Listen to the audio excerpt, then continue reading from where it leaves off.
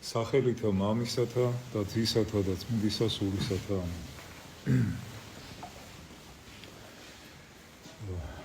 მე მინდა კიდევ ერთხელ გამოვეხმაურო ამ საშინელ აღმაშფოთებელ ვანდალურ ფაქტს, რომელიც წმინდა სამების საკათედრო ტაძარში განხორციელდა და მკაცრად დაუგმო ეს გამოვლინება უდიდესი შეურაცხყოფისა წმინდა ეკლესიისა და მისი სიწმინდეების მიმართ. რა თქმა უნდა, ამ ქმედებაში არ მოიაზრება მხოლოდ და მხოლოდ ერთი ეს საწოდავი უზნეო არსება, არამედ მის უკან მდგომი ის ძალები, რომელნიც გეგმა ზომიერად მოქმედებდნენ და მოქმედებენ ჩვენთან საქართველოში წმინდა მართლმადიდებელი ეკლესიის საწინააღმდეგოდ. ამიტომ უპირველეს ყოვლისა სწორედ აი ამ საერთაშორისო ორგანიზაციების პიროვნებების ქმედება უნდა დაიგნოს და სირაკლემას მდგომარეობაში ჩავდგებით. ჩვენ უნდა უპირველეს ყოვლისა სწორედ ისინი ვამხილოთ ეკლესიის დევნაში და მათ უნდა მოვთხოვოთ პასუხი ამასთან დაკავშირებით. ხო, მეორე კომპრომისების შესახებ. ეს ძალიან კარგია, რომ საპატრიარქოს ბოლოდროინდელ განცხადებაში ტონი გამგაცრდა. ეს ძალიან კარგია, მისასალმებელია, მაგრამ ამასთან ერთად არავითარ შემთხვევაში არ შეიძლება წმინდა მატრონას ხართან მიმართებაში რაიმე ჩასწორება. არანაირი ჩასასწორებელი იქ არაფერი არ არის. პირველს ყოვლისა იმიტომ, რომ წმინდა ხატებზე ხშირად ამა თუ იმ წმინდანებთან გამოისახებიან უარყოფითი პერსონაჟები, რომელნიც არიან ხილებისა და შეგონების ობიექტები. კიდან გამომდინარე, ამ ხატზეც სწორედ შეიძლება იგივე ვთქვათ. თუმცა ამასთან ერთად უნდა აღინიშნოს, რომ ამბობენ, რომ თითქოს ცხოვრებაში წმინდა მატრონოსი არ არის ასახული მისი სტალინთან შეხვედრა. ხო, მე მინდა ამასთან დაკავშირებით თქვა, პირველის ყოვლისა, რომ არიან წმინდა მატრონა მოსკოველის თანამედროვენი, რომლებიც საუბრობენ ამ საკითხზე, რომ ეს შეხვედრები ყოფილა.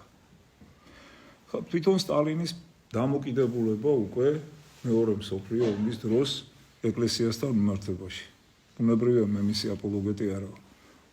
არც მისი და არც ბაიდენის და არც ბუშის და არც პუტინის. აქ საუბარია მხოლოდ ფაქტებზე. 1942 წლიდან სტალინის დამოკიდებულება კარდინალურად შეიცვალა ეკლესიის მიმართ. მან გახსნა ეკლესია-მონასტრები უამრავი. აღადგინა სასულიერო სემინარიები და აკადემიები. ეს ფაქტია. შემდეგ რუსეთის ეკლესიას აღუდგინა საპატრიარქო კათედრა. შემდეგ კანონიერად მოსთხოვა რუსეთის ეკლესიას ეცნო საქართველოს მართლმადიდებელი ეკლესიის ავტოკეფალია დამოუკიდებლობა, რომელსაც რუსეთი გარკვეული პერიოდის განმავლობაში არ ცნობდა. ამისათვის მან მიიწვია კრემლში საქართველოს იმდროინდელი კათოლიკოს პატრიარქი კალისტრატე ცინცაძე და ეს საკითხი დადებითად გადაწყდა. ანუ ამ პიროვნებას ჰქონდა შეხება ეკლესიასთან და ბუნებრივია, არ არის გამორიცხული, რომ მას ჰქონდა შეხება ისეთ დიდ წმინდანთან და იმ დროს და შემდეგშიც განსაკუთრებულად გამორჩეულ პიროვნებას და რუსეთის ეკლესიაში, როგორც იყო დედა მატრონა. ამიტომ აქ არანაირი ჩასწორება არ უნდა მოხდეს. არანაირი კომპრომისი არ უნდა მოხდეს იმ უსჯულო, უღმერთო, ლიბერალ ფაშისტებთან, რომლებიც ამის შესახებ საუბრობენ. დღეს თუ ამას ისინი ითხოვენ, ხვალ გამათა შეხამების გამო მოითხოვენ ხატების გატარას ეკლესიიდან.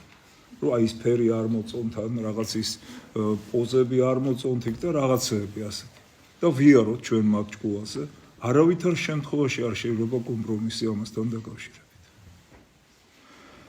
ხო მე მინდა ერთი წერილიდან, რომელიც ეკუთვნის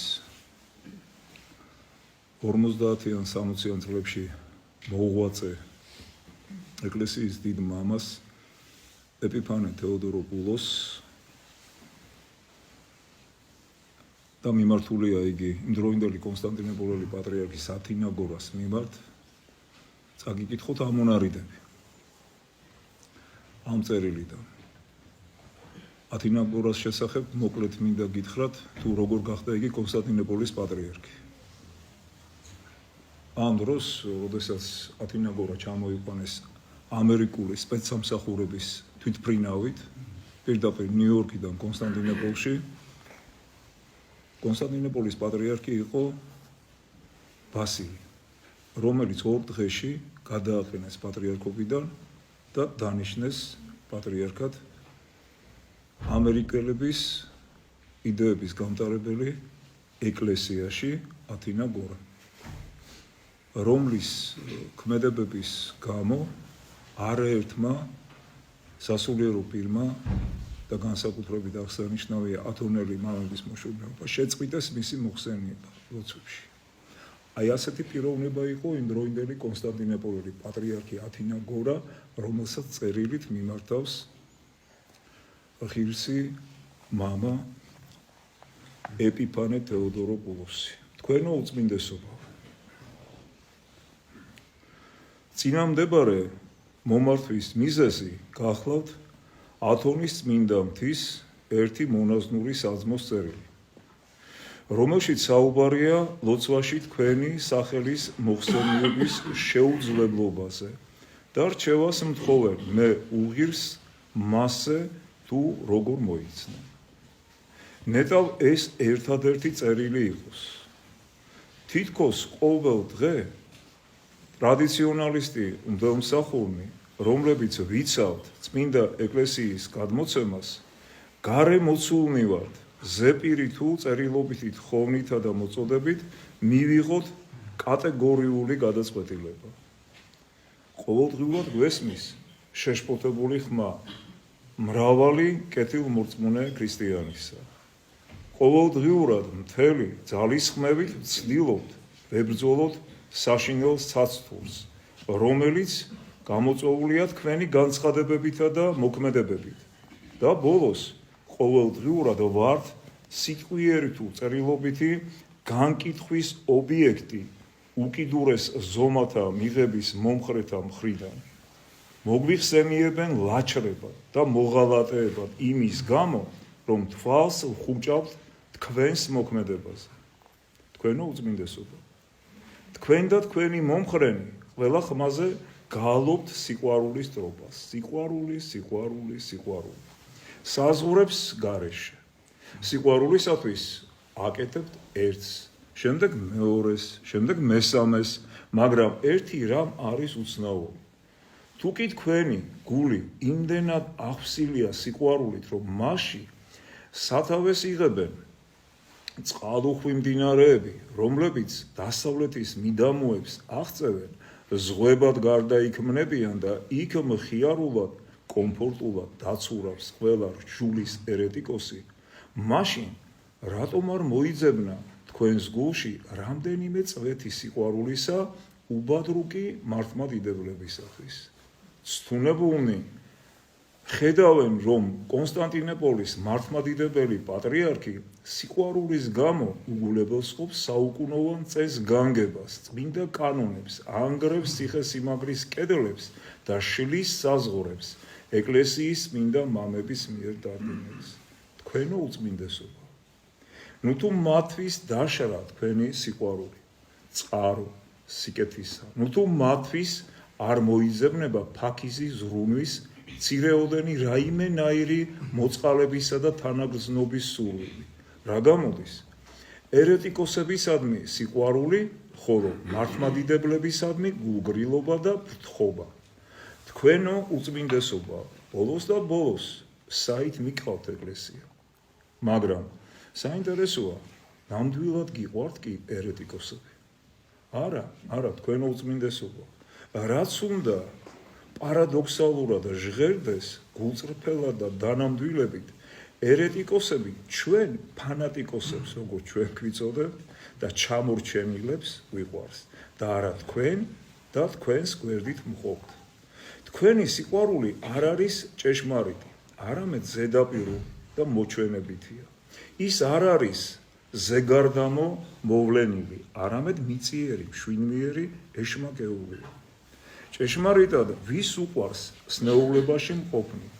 მას, ვინც ეუბნება, შენ ჯანმრთელი ხარ, რაღა გინდა, რითაც კიდევ უფრო ამძაფრებენ ავადმყოფობას და იწვევენ ადრეულ სიკვდილს. თუ მას, ვინც მიუთითებს სნეულებაზე და აუკრძალავს სნეულს მავნე საკვების ჭამას. როდესაც ჩვენ ვეუბნებით ერეტიკოსებს, სახიფათო გზით მიდიხართო, გვაქვს იმედი, რომ გავაღვიძებთ მათში დაძინებულ სინდის და მისწრაფებას ეძიოს ჭეშმარიტება. თქვენ და თქვენთან მყოფნი აცხადებთ, მართლმადიდებლებსა და ერეტიკოსებს შორის არანაირი განსხვავება არ არსებობს. ამით აცთუნებთ და ადუნებთ და ატყუილებთ მათ და ჭეშმარიტ გზას უკეტავთ. ჭეშმარიტად ბრძანა ესაა წინასწარმეტყველმა. ჩემო ერო, შენმა მეგზურებმა დაგაბნიეს და გზა კვალი აგირიესო. საინტერესოა, თქვენ და თქვენი მაქებარმა უხერხემლო ეპისკოპოსებმა, რომელი არა მართლმადიდებელი მოაქციეთ მართლმადიდებლობაზე. არც ერთი, თქვენო უწმინდესობა, არც ერთი ამდენი მოგზაურობის, კონფერენციების, სადილების, საჩუქრების, ღიმილის მიუხედავად, ერეტიკოსები მართლმადიდებლობაზე მხოლოდ ზოგიერთმა მართლმადიდებელმა ფანატიკოსმა ბრჭყალებში მოაქცია. თქვენო უწმინდესობა, გაქვთ გააზრებული, სადამდე შეიძლება მიგვიყვანოს თქვენეულმა უსაზღვრო სიყვარულის გადაგება, თუ მას უნივერსალურად გამოიყენებ. აი რამდენიმე მაგალითი. პირველი. მოსამართლე გაამართლებდა ყველას დამნაშავესაც და უდანაშაულოსაც. ციხე მხოლოდ იმ შემთხვევაში შეიძლება განიმარტოს ვით სიყვარულის გამოვლენა, როდესაც სიყვარულს აქვს საზღვარი. ხოლო თუ უსაზღვროდ მიყვარს, მაშინ როგორ ჩავსვამ ციხეში მას, ვისაც არ სურს ციხეში ყოფნა. მეორე, მასწავლებელი კლასიდან კლასში გადაიყვანდა ყველაზე უქნარა მოწაფესაც. რანაირი უსაზღვრო სიყვარული იქნება, თუ ბავშვს მთელ წელიწადს დავაკარგვინებთ. მესამე, მშობლები არ დაუშლიდნენ თავიანთ შვილებს ყველაზე მავნე სურვილების აღსრულებასაც, რადგანაც უსაზღვროდ უნდა უყვარდეთ თავიანთი შვილები და მათ ყველაფრის ნება უნდა მისცენ. მეოთხე, ქორწინებამდელი თანაცხოვრება ეკლესიის დადგენილების ტოლფასი გახდებოდა. როგორი უსაზღვრო სიყვარული მექნება, თუ ახალგაზრდა წყვილს თავისი ურთიერთობის ბოლომდე მიყვანას დაუშვი. ეკლესიისაგან ლოცვა კურთხევის მიღებამდე, რატომ გავწიროთ ხშირად ხანგრძლივი დამქანცველი ლოდინისათვის ისინი, როდესაც ვითარება არ იძლევა ნაადრევად მათ ქორწინების საშუალებას. რასაც ეხლა აქვს ჩვენს დღევანდელობაში ადგილი. ნახეთ როგორ ამბობენ. ჯერ გქონდეთ ურთიერთობა, კარგად გაიცნონ ერთმანეთს, იცხოვრონ 3-4 წელიწადი და მერე თუ გადაწყვიტავენ ერთად იყვნენ, მერე დაიწერონ ჯვარი. მანამდე იყვნენ ცოდვაში, მერე რამონდა. და რამე რომ დაემართოს აი ამ სიძვაში და მრუშობაში მყოფ ადამიანებს, იმ ახალგაზრდებს, ვინ აგებს მათზე პასუხს? ისინი ხო რეალურად სიძვაში არიან. მეხუთე. თავად თქვენო უწმინდესობა ვერ დასჯდით ვერც ერთ ყველაზე მძიმე ცოდვის ჩამდენ სასულიერო პირს. მაგრამ თქვენ ახლახან არა მარტო ხარისხი ახარეთ და გაძევებითი განაჩენი გამოუტანეთ ათონის წმინდა მთის მღვდელ მონოზონთა ერთ ჯგუფს, პირადად მე არ ვისნობ მათ, ასე ამბობს ეპიფანე თეოდოროპულოსი, არც ერთ მათგანს არ ვისნობ. არამედ როგორც გვესმის, კიდევ ამზადებთ მსგავს სასტიკბილო განაჩენებს ზოგიერთი მღვდელმსახურისათვის ამერიკაში, ვინაიდან მათ შეწყვიტეს ურთიერთობა თქვენთან. არ აქვს არსებითი მნიშვნელობა სამართლიანად თუ უსამართლოდ. სად არის თქვენი უსაზღვრო სიყვარული, თქვენო უწმინდესობა? რაგვარ რელიგიურ და საზოგადოებრივ ქაოსამდე შეიძლება მიგვიყვანოს უსაზღვრო სიყვარულის მოწოდების აღსრულება. თქვენო უწმინდესობა, ჭეშმარიტებისადმი გულგრილ ადამიანთა მიმართ დამოკიდებულების საოცარი მაგალითი გვიჩვენა უფალმა, ჩვენმა იესო ქრისტემ. გადაშალეთ იოანეს სახარების მე-6 თავი. თქვენ აქ საოცარ სიტყვებს იხილავთ.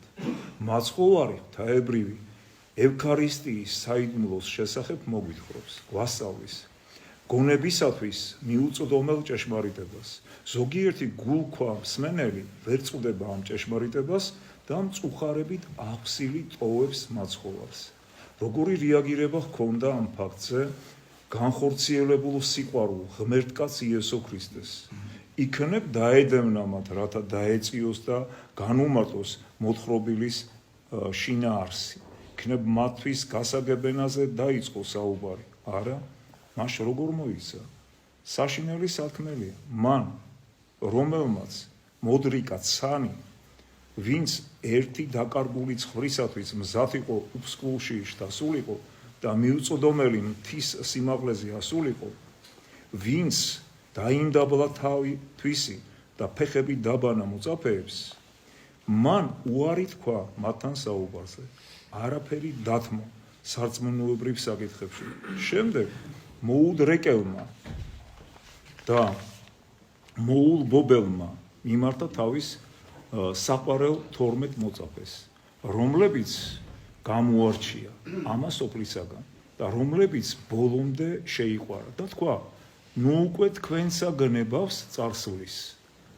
თქვენო უწმინდესობა, შეხედეთ თქვენს ანარეგლს ზეციურ სარკეში, აიწონეთ ამ მარადიულ სასწორზე, რაოდენ არასრულყოფილი აღმოჩნდებით, რომელიმე საიდუმლო ხელი დაწერს თქვენ შესახებ, ვით კანონები, ვით სიყვარულში უკმარნი, აბსოლუტურად მიუღებელი ჩვენი დროებისათვის მოციქულთა 45 კანონი, რომელიც კრძალავს ერეტიკოსებთან ერთობლივ ლოცვას. კიდევ უფრო არათანამედროვე მოციქულთა 56 კანონი, რომელიც ერეტიკოსების სამლოცველოსა და იუდაურ სინაგოგაში შესვლასაც კი კრძალავს. ამ საბროლო ეპისკოპოსმა არ უწყის, რომ მის მიერ ხსენებული კანონები სხვა არაფერია თუ არა პასუხი უფლის ჭეშმარიტების დაუმორჩილებელთათვის. იოანე ღვთისმეტყველი და პავლე სიყვარულის მოციქულები წერენ, რომელი მოვიდეს თქვენდა და ესე მოძღვრებაი არა მოაქონდეს, ნუ შეიწყნარებთ მას სახლთა თქვენთა და გიხაროდენს ნუ ეტყვით მას. ეს იმიტომ არის ყველაფერი ნათქვამი, რომ არა მარტო ათინაგორა, არამედ დღევანდელი მსოფლიო პატრიარქი ბართლომე, არაერთი სასულიერო პირი ლოცულობს პაპისტებთან ერთად დადის მათ შესაკრებლებში და ასე შემდეგ. სწორედ ამიტომ გქონდა ჩვენ ესეთი აღმაშფოთებელი ტონი მაშინ, როდესაც საქართველოს ეკლესიის დელეგაცია ჩავიდა ვატიკანში და იქ უგალობა პაპს და ფეხებში ჩაუვარდა და კურთხევებს იღებდა ერეტიკოსისაგან და შემდეგში ხატი ჩაასვენეს იქ და წმინდა ხატი ამ ერეტიკოსებს წვალებლებს დაუტოვეს იქ. ამიტომ მქონდა ეს აღშფოთება.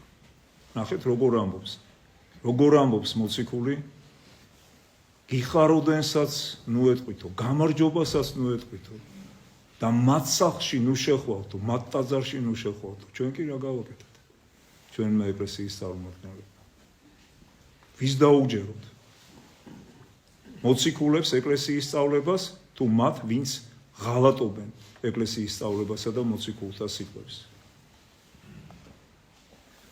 მარსადამე, როდესაც ეს ეპისკოპოსი დაიწყებს წმინდა კანონების რეფორმას, ნუ დაავიწყდება სახარების ვით ამ კანონთა წყაროს რეფორმა. ანუ თუ კანონებს დაუწყებენ ჩასწორებას, მაშინ სახარებაშიდაც შეიტანოთ ჩასწორება. სახარება გვასწავლეს იმას, რაც კანონებშია გადმოცემული და ასახული. წინააღმდეგ შემთხვევაში მისი მცდელობა ამოუჩაივის. გარდა ამისა, თუ ზემოთ აღნიშნული კანონები მოკლებულია სიყვარულს, მაშინ ეკლესიაც მოკლებული ყოფილა სიყვარულს, რომელმაც არა მხოლოდ ოფიციალურად დაადგინა ეს კანონები, არამედ საუკუნეების მანძილზე ხელმძღვანელობდა მით. ეს მოკლე ამონარიდი ეპიფანე თეოდოროპულოსის ამ სიტყვიდან. ეს წერილი მიმართულია არა მარტო ათინა გორას მიმართ, არამედ ამ წერილის ადრესატი ყველა ის სასულიერო პირია, რომელიც ღალატობს სახარებას და რომელიც ღალატობს წმინდა მოციქულების სწავლებას და საეკლესიო კანონმდებლობას. მე თმა დაგლოცოთ და გაგუყურეთ.